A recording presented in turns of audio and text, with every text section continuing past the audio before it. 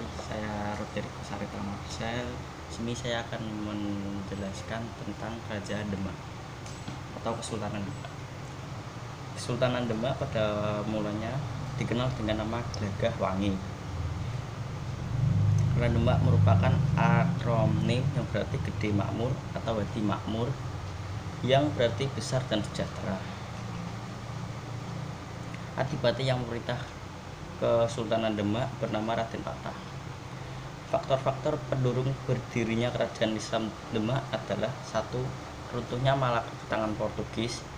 2. Raden Patah sebagai pendiri kerajaan Demak masih keturunan Raja Majapahit. 3. Raden Patah mendapat dukungan dari para wali. 4. Banyak adipati-adipati pesisir yang tidak puas dengan Majapahit dan mendukung Raden Patah. 5. Mundur dan runtuhnya Majapahit karena perang Paregreg. 6. Pusaka keraton Majapahit sebagai lambang pemegang kekuasaan diberikan kepada Raden Patah.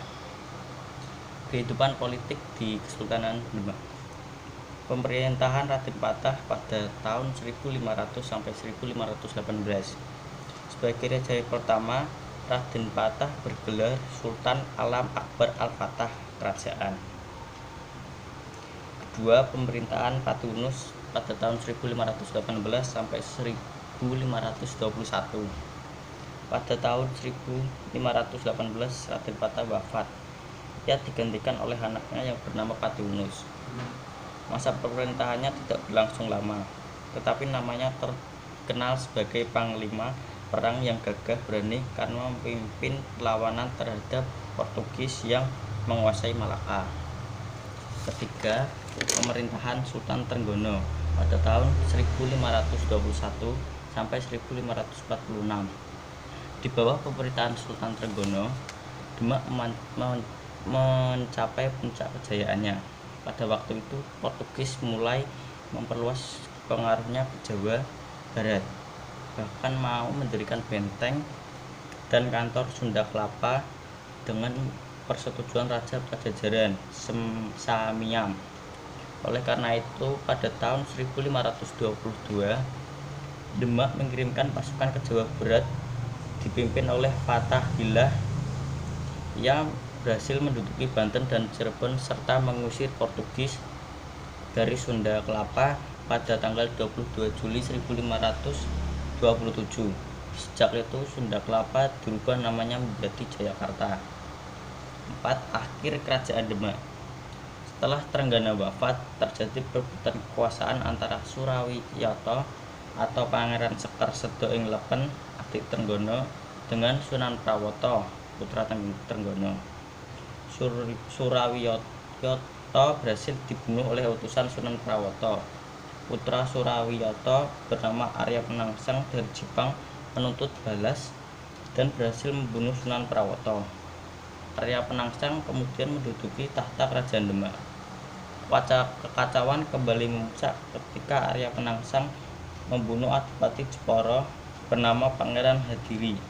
Ia adalah suami dari Ratu Kalinyamat, adik kandung Sunan Prawoto. Pembunuhan itu dilakukan karena Hadiri dianggap telah ikut campur dalam persoalan dengan Sunan Prawoto. Akhirnya Arya Penangsang berhasil dibunuh oleh Jaka Tingkir yang dibantu oleh Kiai Gede Pamanahan dan putra angkatnya Bagus Dananjaya serta Ki Penjawi dan Juru Mertani. Kehidupan politik Kesultanan Demak. Pada masa pemerintahan Raden Patah, Kerajaan Demak berkembang dengan pesat karena memiliki daerah pertanian yang luas sebagai penghasil bahan makanan terutama beras. Demak juga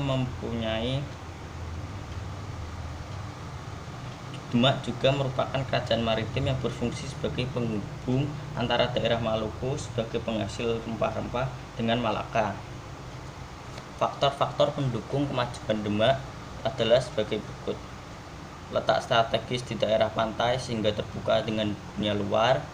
2. Pelabuhan Berbito di Semarang merupakan pelabuhan ekspor impor yang penting di Demak. 3. Memiliki sungai sebagai penghubung dengan daerah pedalaman sehingga membantu pengangkutan hasil pertanian beras sebagai komoditas ekspor utama Demak. Yang terakhir kehidupan sosial budaya. Sebagai kerajaan Islam pertama di Jawa, Demak mempunyai peranan penting sebagai pusat penyebaran agama Islam. Penyebaran agama Islam di Demak dan Tanah Jawa dilakukan oleh para wali sehingga banyak didirikan masjid-masjid sebagai tempat ibadah. Kerajaan Demak merupakan kerajaan teokrasi, yaitu negara berdasarkan atas agama. Beberapa bangunan peninggalan kerajaan Demak yaitu Masjid Demak, Menara, dan Perayaan Sekaten. Sekian, terima kasih.